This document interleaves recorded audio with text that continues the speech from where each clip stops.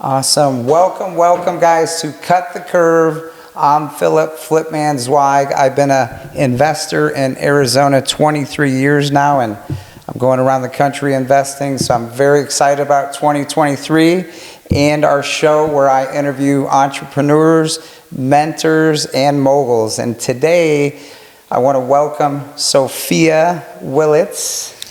Thank you so much for having me on your podcast. Yes, I'm honored to have you here. And she's one of the local superstars from Arizona. We have a ton of mentors and just great people in the real estate space in Arizona, as you guys know.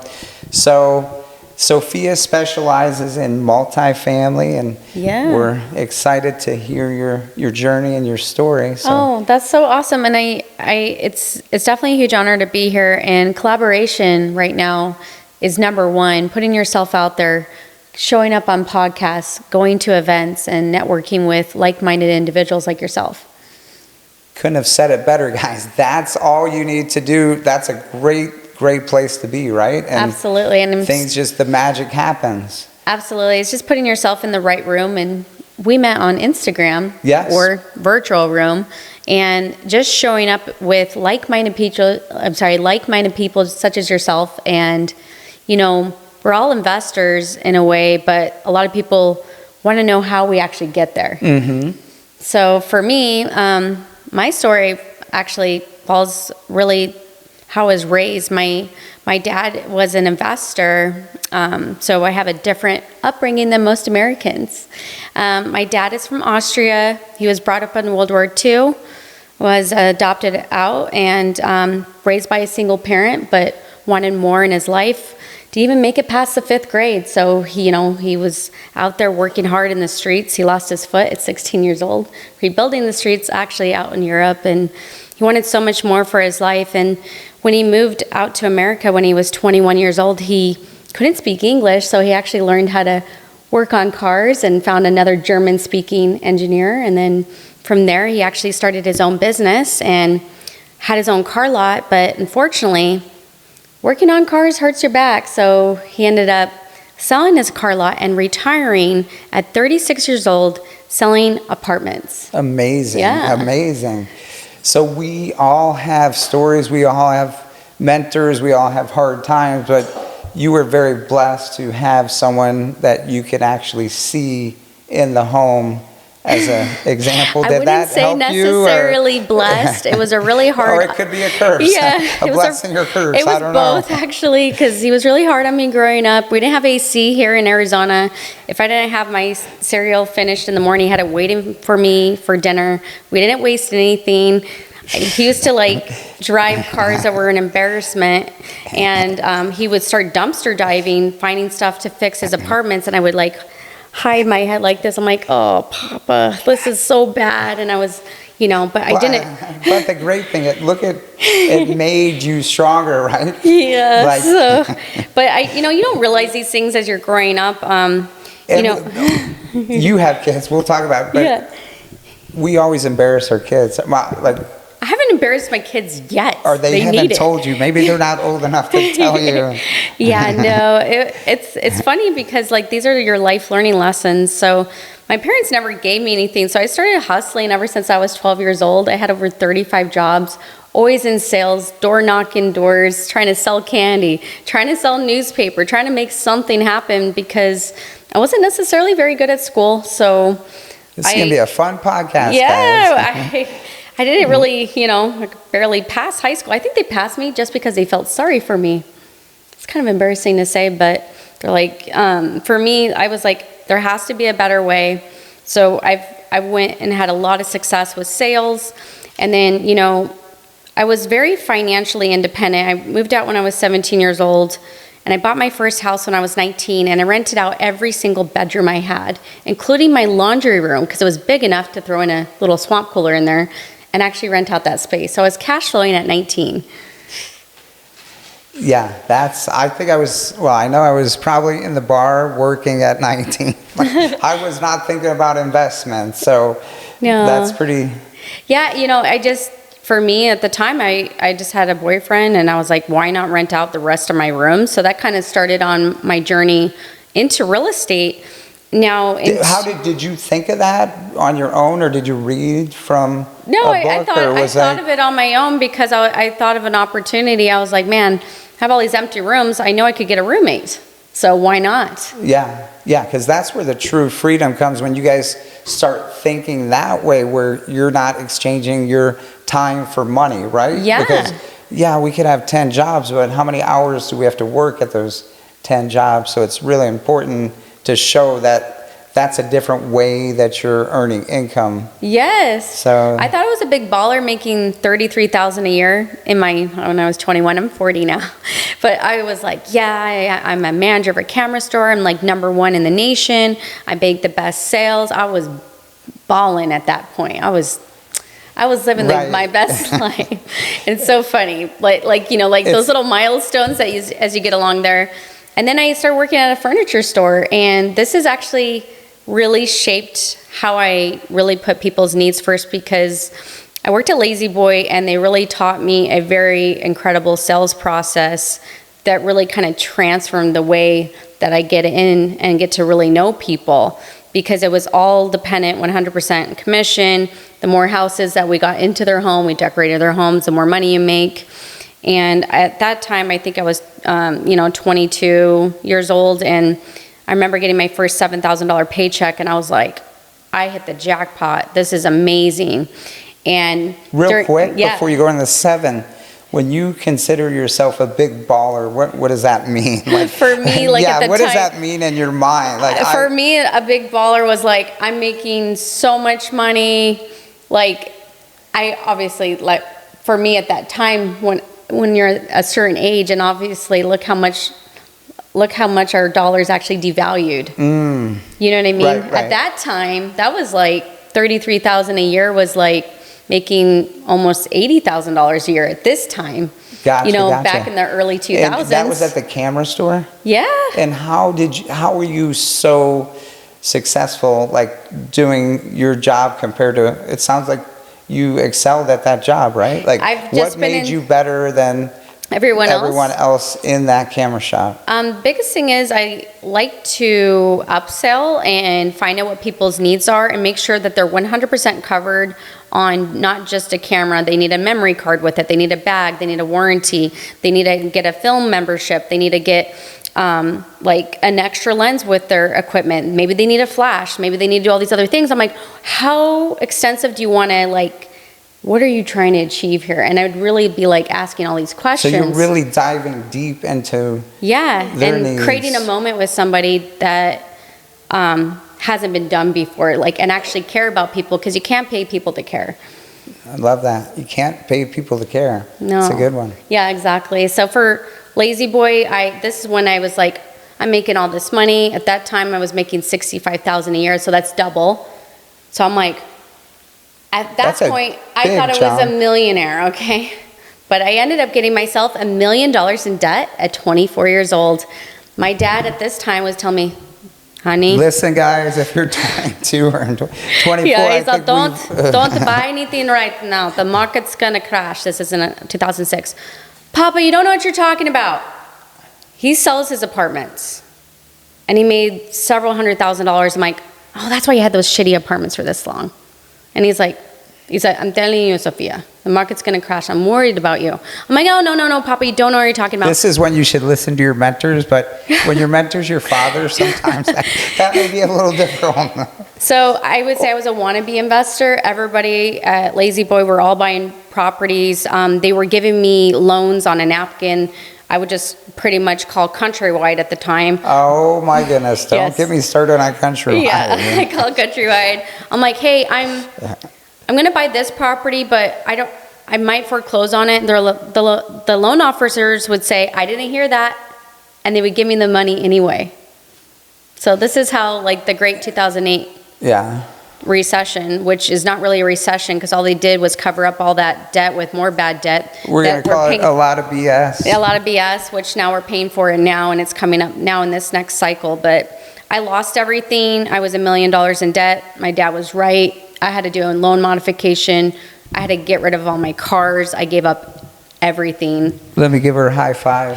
I think I did the same. I was Okay. able to keep the big house because you're able to, and Yeah. everything I went through, but did a loan mod, and I did a bankruptcy. yeah, I got one of those in. Yeah. So, But I'm so happy I learned this in my 20s. and it's a tool. It's a business tool, right? So I don't Yeah. know how many times Donald Trump has filed for bankruptcy. So I was forced to use it. I'm not always condoning it, but there wasn't really a choice. Yeah, In and the 2008, furniture, and the 2009. furniture sales like stopped. People couldn't sell furniture to the homes. Everyone was underwater on their homes. It was so a vicious. I was flipping houses, and like all of a sudden, wholesale flipping. yeah, I went from making I don't know how much negative every month. I was actually, every time I made a payment with my rent payment on the other investment properties, I actually owed more in the property because they had these weird arms where every time you made a payment, you actually owed more money. So like no way in heck that you could actually get out of this deal. And the interesting thing, we were talking about this before the show, but my mentor, Jerry, he's probably as old as your dad. He had been through 3 recessions, and he was with me on this one, and he said, it's not a recession, it's a financial crisis, which it was. And, you know, we had 80%, 20% cash. We couldn't do anything. Like, 80-20 loans, you know, Yes. countrywide with Yes. all these places. Hey, we need a loan. No, you're investors. We're not going to do that, and you know, we're not Yeah. going to take your house. But they end up taking the houses, and Yeah, so it was a learning experience. I mean, it teaches you so much. It definitely did. And then right into the recession, I get pregnant with my husband. So it just keeps on getting worse. Wait a minute, you got pregnant During the recession, after I lost my job, yes. with your husband? Yeah. So you had a boy, or what is that? So I actually finished beauty school. Okay. I was like, I'm going to be a stay-at-home mom, work part-time. Oh, gotcha. Yeah. I got married at 25. Yeah, I got married at 25. So like when I filed bankruptcy and everything, I think I was like 26, something like that. So it's just kind of starting all over again. Yes, and I even built I was like, I'm going to go into business for myself. And like doing hair during a recession, a lot of people couldn't afford to have their hair done. So it was very difficult. I think I was making an average of $10,000 to $17,000 a year. Yeah. So not much. So being an entrepreneur, guys, you could see, like, if we would have worked at maybe, I don't know, a typical job, we wouldn't have had to, like, everything, like, you were heavily invested in real estate, I was, and all our... I was a wannabe investor. You were an upstart. Yeah, I was like, I'm going to do this. And but even smart investors got crushed. Even investors like my mentor, Jerry, who had been in the, you know, for 50 years, he lost a ton of money. So Yeah. it was brutal. We will talk about better things now. So yeah. From there, what you did the hair, and then how did you end up? So I ended up having I had my second baby, and I was working at the mall, and I actually converted my third car garage into a salon. So I invested in that. I was like, I got to make this work. And a year and a half in, I have a 5-month-old now, a 2.5-year-old, and we're putting groceries on credit cards. And I was looking at my retirement, and it looked like I only had like $340 in my 401k from the little salon I was working at. I'm like, I am absolutely fucked right now. I'm fucked, basically. I'm sorry to say that. But I literally was like, what am I going to do? So I was like, I'm going to go back into sales. I'm good at sales. And I'm going to take out a loan. I'm going to go into real estate school. So I go home and I'm like, hey, tell my ex-husband at the time. I used my current husband at that time. I was like, we need to get out of our situation. We've been living this recession lifestyle for the last almost 3 years, and this ain't working anymore. And he's like, well, it's not the right time. I'm like, it's never gonna be the right time. And I'm telling you guys, it's never gonna be the right time to get into real estate. Good point. So I took out a loan, and out of his 401k, because he worked at Discount Tire for like forever, and I found an unlicensed daycare off of Craigslist, and I went full-time to real estate school, and I feel like the worst mother in the world. My son was still breastfeeding at that time. I didn't even have enough breast milk to support him. I had to go buy breast milk off of Craigslist. I was very resourceful. So I was like, I'm going to make this work no matter what. So that's what I did. And I got my license within 6 weeks. And once I got my license, I was very confused because I wanted to sell pretty little houses. Once you get your license, there's so many different Well, things these you could brokers do. are like, hey, Yeah. hang your license with me and all that stuff. But there's one broker that sent me a letter, and I would walk past it every single day. It was like a letter that was left on the table, and I would walk by it. So I went to one real estate company. I was like, you know what? I'm going to go see the guy that sent me the letter. So I drive up. He's in the parking lot. He's got this like old school hat on. And funny enough, you know how I said I had 35 jobs? I actually worked for him when I was 17. Small world. Yes. Be good in all your relationships. Be honorable and truthful, because Yeah. he probably remember. Were you a crazy kid or like a? I was a terrible receptionist. I just played like card games and stuff on the computer, and really But you didn't get in trouble. No, I just got fired. I was a terrible receptionist. But it was funny because I saw him in the parking lot. I'm like, Steven? He's like, yeah. I'm like, I'm here for an interview. And so when he's like, oh, come on in. Had you seen him in a long time? No. Oh my God. And we're talking That's wild. like 15 years later. And he looked at me, because now I'm 30 at the time. And he's like, you look familiar. I'm like, you fired me, Steve. I don't mean, what am I going to say? I got to be honest. He's like, are you sure I fired you? I'm like, yes, Steve. You should have said, I'm going to be your boss one day.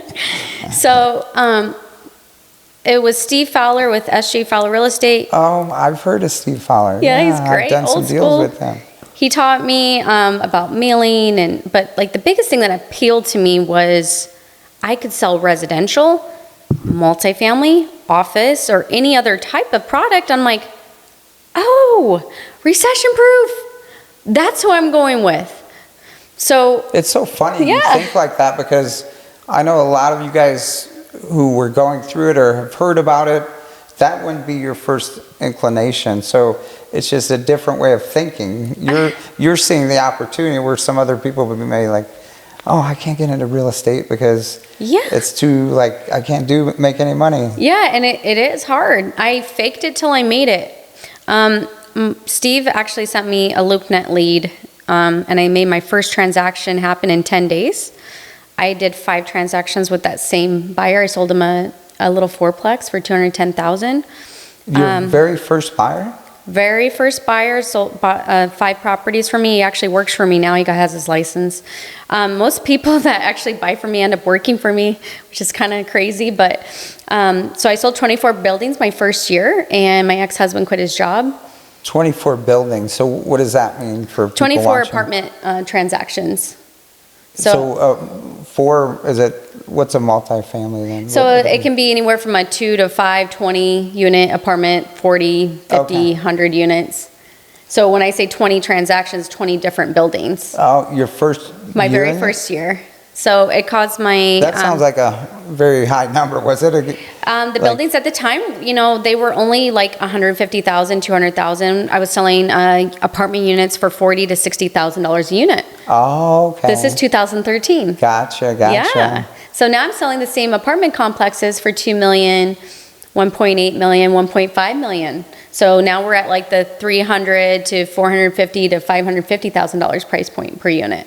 Gotcha. So big difference when I Yes, started. and that's, what is that, 9, 10 years ago? Yes. So And so you could see, like, So the apartments, it was weird because in 2006, the hype of the apartment complex was about 75,000 a unit. That was the highest point. But now we're like 450,000 a unit, 300,000 a unit. We're way past 06. is that just in the state of Arizona, or are you doing other I'm just states? specializing in Arizona. Okay, Yes. nice.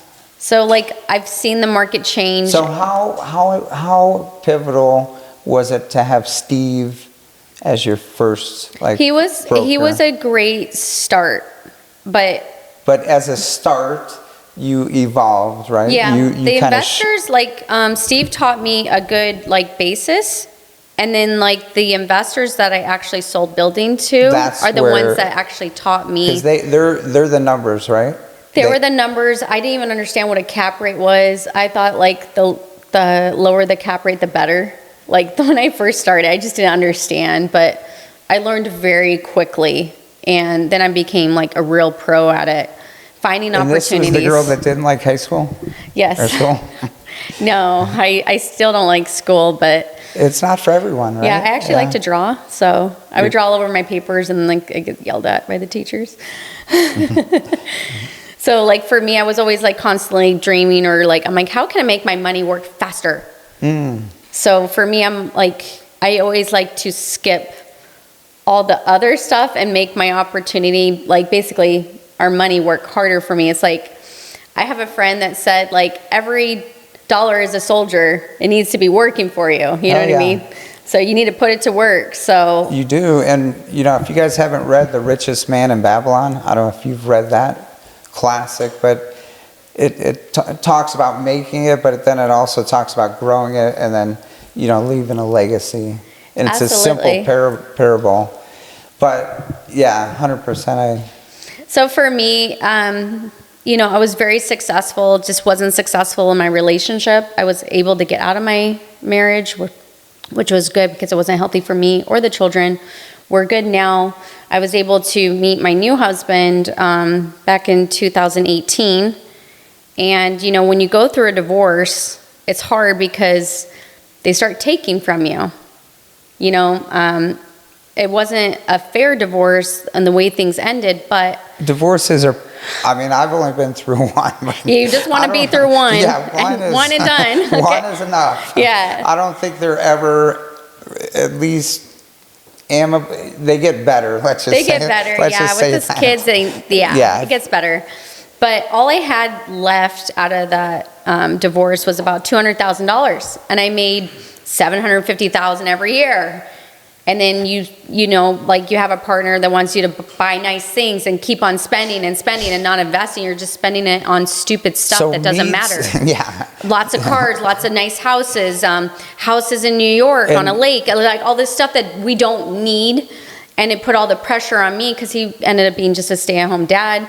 And so that was a very unhealthy dynamic because I didn't have that balance, that love and support that I needed, because we were supposed to work together, not everything on one person. So for me, I was very grateful to get out, but starting over again, I was, you know, what really shifted me was, you know, I would make investors millions of dollars on these investments, and I would get a small fee, which is great. But what really changed my point was I have a good friend named Sean Wade, and he asked me to teach a multifamily course for Renatas. Have you heard of Renatas? It's been years, yeah. Yeah, Are they okay, still so around? Are they still he's like, around? Yeah, I think so. They're just online or something Oh, now, okay. or they go to meetups. But like, he's like, please help me teach this class. You can bring so much to it. And I was selling a lot of his buildings. And so I taught my course, and it's the power of networking. And it's all about wholesalers, right? So a wholesaler brought me an opportunity, but they couldn't close a deal. And I went direct to the seller because they already had it out of contract. So I found out the seller was a licensed broker. It was a 7-plex over in Tempe. And I knew I had a buyer lined up for 3%. I was going to get my $20,000. It was going to happen. And then me and my husband started talking about it. I'm like, babe, what if we buy this deal? And, you know, like, you also have to get over your pain of your past because you're scared to lose 100%. money again. Yes, losing sucks, but Yeah, I'm like, so I'm like, I gotta, you know, this is 10 years ago. I'm like, it's 10 years, it's 19 now from when I last lost all my stuff back in like 08. So I'm like, okay, let's buy this deal. So we bought it on a hard money note. I went in $7,000 non-refundable. I closed the deal. I sold it within 6 weeks, and I made $375,000 for taking pictures. That was it. And I like. That's the beauty of like. So if you guys don't understand wholesale, learn. I mean, it's the same as single family wholesale. But you have more doors to make more money. Yes, it's way just faster. The way Trent, shout out to Trenton, explained it, because he does wholesale commercial, and Trent Ellingford, and you just had a zero. Yes. There's just more zeros. Like More doors, a I'm lot faster. Yeah. So off that transaction, one deal, you made $375. Yes. And I did 16 more deals, and I grew it to $6 million. So my $90,000 investment grew to $6 million just by simply flipping apartments and actually understanding how to flip them, how to create value, whether you're adding value or not, being able to reposition the properties, whether it's just taking pictures, doing foot gut job remodels, renting it out to an Airbnb tenant, and doing a sublease with so those. many different ways to Help the cap rate, yeah. you know, like my biggest price point per door on a transaction. We bought some units, me and my partner, Michael Gordon, which is one of my brokers at my office. We bought a deal together. We made 1.2 million off a 4-unit, and we bought the units for around $200, $220 a door. We put about $75,000 in per unit, and we sold it for $575 a door, breaking the market in Scottsdale at 900 square foot units. Incredible. That's amazing. Yes. Just by putting an Airbnb arbitrage tenant in there, because that's right. I saw your post on that. I wish I would have been able to go. I'm sure there's going to be more. The tenant rented out the units for $2,800 plus rental tax, plus they paid water, sewer, and trash, and all utilities. And if anything broke, it was on them. I was additional insured for $1 million on each individual unit per policy. So for me, that's like easy to sell an out-of-state investor from Oklahoma or God knows where a property like this. 100%. We got the sun, we got the shopping, like everything is in Arizona, guys. So for those new people who really are excited about this concept, like how would you advise them to get started, or like, you know, for me, like there was it? no mentorship program. This was a lot of blood, sweat, and tears. This was a divorce. This was like running your head against the wall. This was calling for sell by owners, knocking doors, just figuring really it out. Putting yourself out there. So it's a lot of failing too, like a lot of failing. Also, too, being a female in the commercial game is different, but not that I couldn't handle it. Even for males, I heard that it's tougher, some people's perspective, than single family. Like commercial people just really like, it's got a different perception. Absolutely. So the biggest thing you need to know about multifamily is most of the transactions actually happen off market. And the bigger commercial brokerages keep them in-house. They will not co-broke. So the seller will actually most of the time sell their building for less because it's not being advertised to other brokers. See, I never knew that. Yeah. So like if you are not able to make those things actually out there and make that happen, people don't know that they're getting less for their deal. I can't tell you, there's hundreds of transactions, and I've done 1,000 transactions personally myself through our brokerage, that people will hire a different broker, and then I see their deal trade for a lot less, but I know I could got them a lot more if they would have actually offered to sell it to another broker. So that's a problem most sellers actually suffer from. It's great for the buyer, not necessarily great for the seller. So again, those who, you got to take the real estate test, and then would you advise working for a broker, like a commercial broker? Or so for me, like I recently have been in production for the past year for our learningapartments.com course. So you have your own course coming? I have my entire own course. We're doing our pre-launch on April 13th at Clever Investor, Green Elephant. Shout out to Clever, Green Elephant, guys. Yes. And April what? April 13th from 6 to 9 p.m. You guys better show up. I'll be there. Yeah, which is really great because they're sponsoring our event because, you know, they're creating like a fourplex fund. You know, smaller apartments under 100 units, you can make 300 to 500% returns on very easily. And a lot of people don't know that. Think about that, guys. How much did you say? 3 to 500% returns. It's huge. And like astronomical. You talk about. And like people are like, oh, you know, you hear a lot of chants like more doors, more doors. Yes, in certain markets, not in all markets. Okay. Okay.